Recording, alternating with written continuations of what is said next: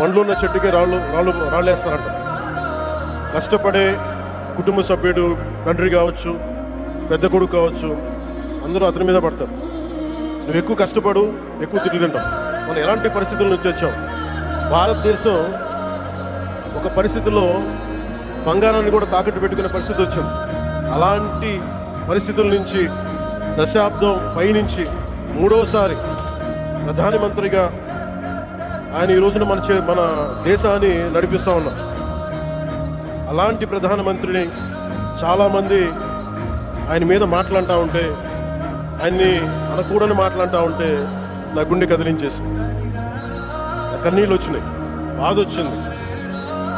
దేశం కోసం కష్టపడే వారికి ఇవా చివరికి మనం ఇచ్చేదే. కొత్త తరానికి ఏం తెలుసు? ఆయన పడ్డ కష్టం, మేమున్నాం మీ వెంట, మీ మీద మాట పడితే అది మా మీద పడ్డట్టే, అదే మన వారికి ఇవ్వాల్సింది.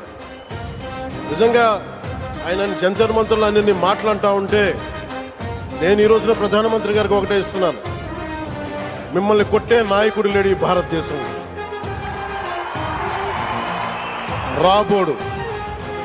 కానీ మీరు పడ్డ శ్రమ, మీరు పడ్డ కష్టం ఎవరు తీసుకోలేరు. ఎన్ని బాధలు పడ్డా, ఎన్ని దెబ్బలు తిన్నా ఈరోజు మనం గర్వంగా చెప్పుకుంటున్నాం. మన ఉత్తరాంధ్రకి ఎయిర్పోర్ట్లు వచ్చినాయి, ఇన్ని లక్షల పెట్టుబడులు వచ్చింది ఆంధ్రప్రదేశ్కి.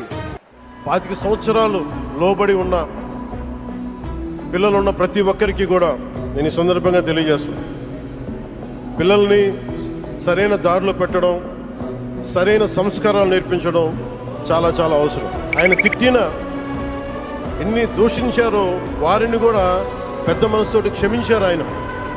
అలాంటి ప్రధానమంత్రి గారికి మీ పాదాలకు నేను నమస్కారం తెలియజేస్తున్నాను.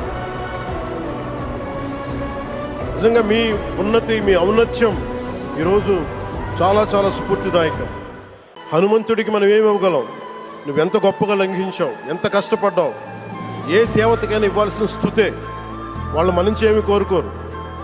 ఒక తల్లిదండ్రులకి మనం ఏం కోరుకోరు, అమ్మ నువ్వు మా కోసం కష్టపడ్డావు, నాన్న నువ్వు మా కోసం కష్టపడ్డావు అని. అలాగే ఈ దేశ ప్రధానికి మనం ఇవ్వగలిగేది, మీరు అనుకున్నంత కాలం అధికారం మీరు వద్దంటే వదలాలి, కానీ అధికారం మీ చేతుల్లోనే ఉంటుంది. దానికి మేమందరం నిరంతరం కృషి చేస్తామని తెలియజేసుకుంటూ, భారతమాత ముద్దుబిడ్డ మన ప్రధానమంత్రి నరేంద్ర మోదీ గారికి ధన్యవాదాలు తెలుపుకుంటూ, ఒక్కసారి భారత్ మాతకి జయజయలు చెప్పుకుంటూ సెలవు తీసుకున్నాను. భారత్ మాతాకి, గౌరవ ప్రధానమంత్రి గారికి మరోమారు ధన్యవాదాలు తెలుపుకుంటూ, మీ ఆశీస్సులు మా అందరికీ కావాలి, రాష్ట్రానికి కావాలని తెలియజేసుకుని సెలవు తీసుకున్నాను. జై భారత్ అండ్ జై హింద్.